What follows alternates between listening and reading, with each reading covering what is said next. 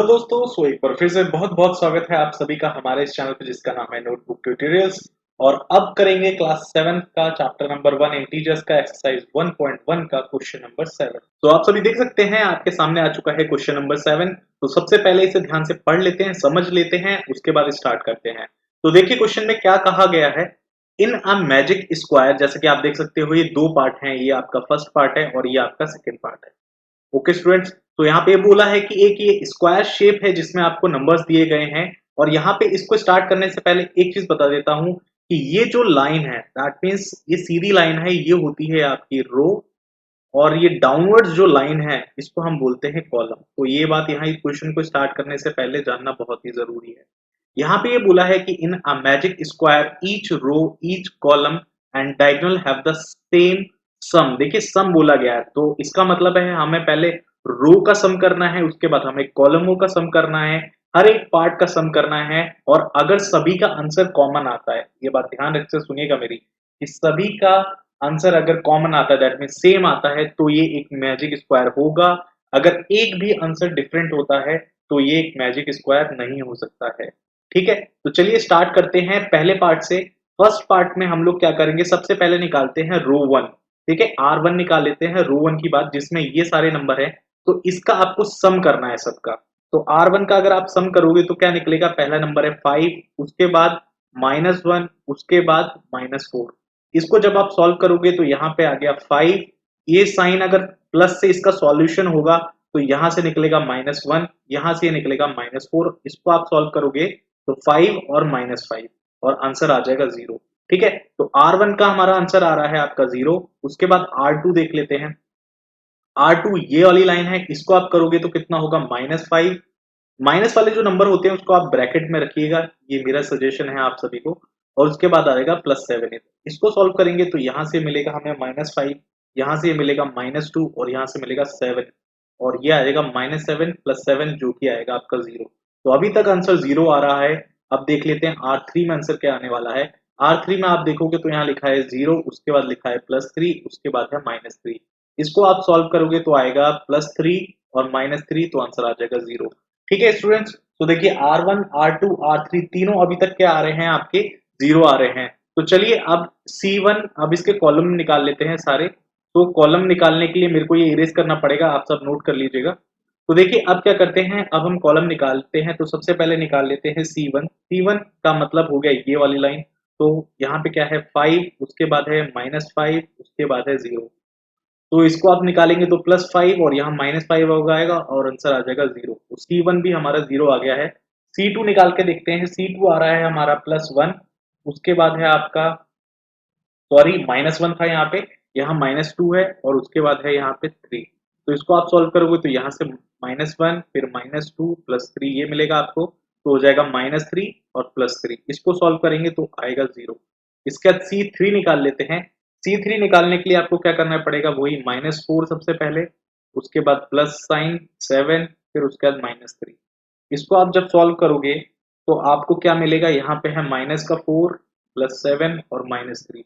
Minus two minus वाले साथ में सॉल्व कर लीजिएगा तो उससे मिल जाएगा -7 और +7। इसका आंसर भी आ रहा है 0।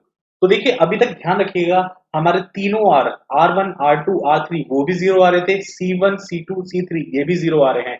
तो अब हमें निकालना पड़ेगा डायगोनल। देखिए क्योंकि स्टार्टिंग में बोला था कि रो हमने निकाल लिया, कॉलम निकाल लिया और अब डायगोनल की बारी है। तो डायगोनल में क्या करते हैं, पहले हम D1 निकाल लेते हैं। D1 में कौन सा डायगोनल सबसे पहले निकालेंगे, तो ये वाले डायगोनल सबसे पहले निकालेंगे हम लोग। डायगोनल किसे बोलते हैं, ये वाले देखिए एकदम, ये मतलब ये वाली जो लाइन है ना, ये वाली आपकी, ये डायगोनल वाली लाइन है। उसके बाद D2 ये वाली लाइन होगी हमारी। ठीक है स्टूडेंट्स, तो इस बात का ध्यान रखिएगा।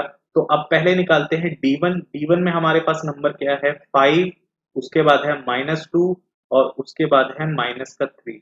इसको सॉल्व कर लेते हैं। यहाँ पे है प्लस का 5, फिर हम -2, फिर है -3 और यहाँ पे आंसर मेरे ख्याल से 0 ही आ रहा है इसका। तो D1 तो 0 आ गया। अब ये मैजिक स्क्वायर होने के लिए D2 का आंसर और 0 आ जाए तो ये एक मैजिक स्क्वायर हो जाएगा। तो देख लेते हैं D2 में ऐसा हो रहा है या नहीं। तो D2 हमारा कौन सा, ये वाला है। तो यहाँ पे आएगा आपका -4, उसके बाद आएगा आपका -2 और उसके बाद आ जाएगा आपका 0। तो इसको सॉल्व कर लेते हैं। यहाँ से आ रहा है -4, यहाँ से आ रहा है -2, फिर 0 आ रहा है। तो इसका आंसर अनफॉर्चुनेटली आ रहा है -6। और इसी ने सारा काम खराब कर दिया है। तो अब ये मैजिक स्क्वायर आपका नहीं बन सकता, क्योंकि हमारे जितने भी आर थे, R1 से लेके R3 तक, C1 से लेके C3 तक और D1, ये सभी 0 थे, बट D2 आपका -6 हो गया, जिसकी वजह से अनफॉर्चुनेटली ये आपका एक मैजिक स्क्वायर नहीं है। तो आप यहाँ पे लिख सकते हैं कि first part is not a magic square, ये आपका एक मैजिक स्क्वायर नहीं है। Okay students, so I hope first वाला पार्ट ये वाला आपको बहुत अच्छे से क्लियर हो गया होगा। सेकेंड पार्ट में आपको डायरेक्टली ओरली थोड़ा सॉल्व करूंगा, आप सब अपनी कॉपी पे ऐसे ही करना जैसे आपने R1 निकाला था। मैं थोड़ा सा फास्ट कैलकुलेशन करूंगा जिससे वीडियो थोड़ी सी लंबी ना बने। ओके स्टूडेंट्स, तो चलिए अब इसका सेकेंड पार्ट को सॉल्व कर लेते हैं, और ओरली थोड़ा इसे मैं करने वाला हूं, तो यहीं पे मैं आपके लिए सब लिख दूंगा। R1 यहाँ पे लिख दूंगा वैल्यू डायरेक्ट निकाल के, R2 और R3 ऐसे करके वैल्यूज मैं आपके लिए डायरेक्ट यहाँ पे निकाल के लिख दूंगा स्टूडेंट्स। ओके, तो देखिए इसका जो R1 है, मतलब ये जो पहली इक्वेशन है, इसको आप सॉल्व करेंगे, प्लस का 1 है और माइनस का 10 है, तो इसका आंसर कहीं ना कहीं +1 -10 करके आएगा, माइनस का 9। वैसे आप R2 मतलब ये वाली लाइन करोगे तो यहाँ माइनस का 4 है, ये माइनस का 4 है, तो माइनस माइनस -7 हो गया, -7 में फिर -2 किया तो -9 आ गया, मतलब R2 भी -9 आ रहा है। अब ये R3 कर लेते हैं, माइनस का 6 है, इधर माइनस का 7 है, तो पहले क्या करते हैं, इन्हें सॉल्व कर लेते हैं। तो ये जब आप करोगे तो एक तरीके से एडिशन हो गया, तो माइनस का 6 और माइनस का 7, तो ये हो गया -13, और -13 में +4 आप जब भी करोगे तो इससे आंसर आता है माइनस का 9, तो R3 आपका आ जाएगा माइनस का 9। ठीक है स्टूडेंट्स, तो देखिए हमको R1, R2, R3 मिल चुके हैं। अब करते हैं C1, C2 और C3, इसकी तरफ आगे बढ़ते हैं और इसका भी आंसर निकाल लेते हैं। तो देखिए C1 ये रहा आपका, इसको करोगे तो इन दोनों को मिला के कितना आ रहा है, इन दोनों को मिला के आ रहा है -10 और प्लस का 1 है ये, तो इसका भी आंसर कितना आ गया -9, तो ये आ रहा है आपका -9। अब आते हैं ये वाले पे C2 पे, तो यहाँ पे ये देखोगे तो -10 -3 दैट मीन्स -13 हो जाएगा, -13 और +4 को आप सॉल्व करोगे फिर से आ जाएगा -9। फिर यहाँ पे इस पे आते हैं तो ये तो डायरेक्ट आपका क्या आ रहा है, -9 आ रहा है आपका। तो देखिए C1, C2, C3 की भी वैल्यूज आ चुकी है हमारी। अब हम जल्दी से सॉल्व करके निकाल लेते हैं कि डायगोनल दोनों की वैल्यूज क्या आ रही है।